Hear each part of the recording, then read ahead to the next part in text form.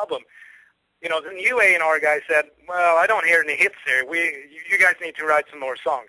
So by the time the album was actually released, it was more than a year old in our ears, sort of. So I think we burnt the last energy we had left on that recording session. Because I remember when we then went out on the Prisons of Paradise tour, we just felt like we just wanted to have it over with, so we could go back home and just, you know, put the lid on and don't do anything. So I think it was definitely necessary for us to just to call it quits there.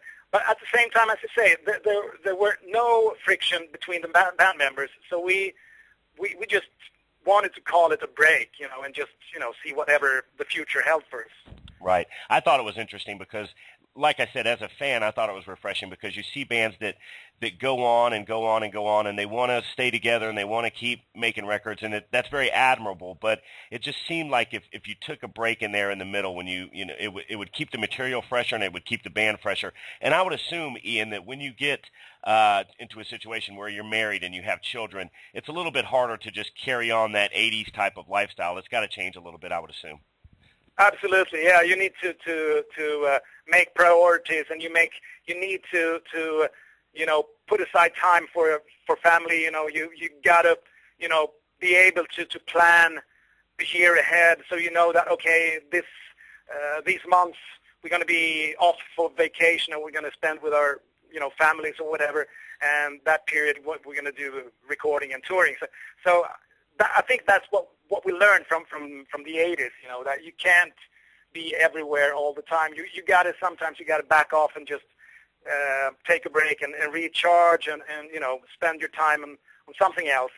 And I think we've gotten a lot more better on that, and you know, it feels great. It feels like, you know, when we got back together after 12 years, it felt like we never really broke up the band. We were just, you know, away from each other and got recharged, and so it felt so, you know, energetic when we got back together. And I think that's the general feel of Europe these days. We're very energetic and very inspired, and we just want to go, you know, go on, push right. it, you know, to the next level. Yeah, well said, Ian.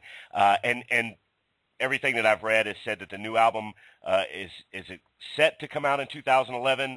Europe expects it to come out in 2011.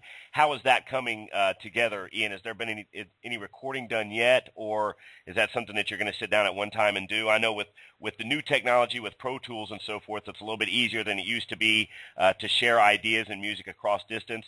But have you started writing the new album? Have you started recording it, or have you put any time to it whatsoever yet?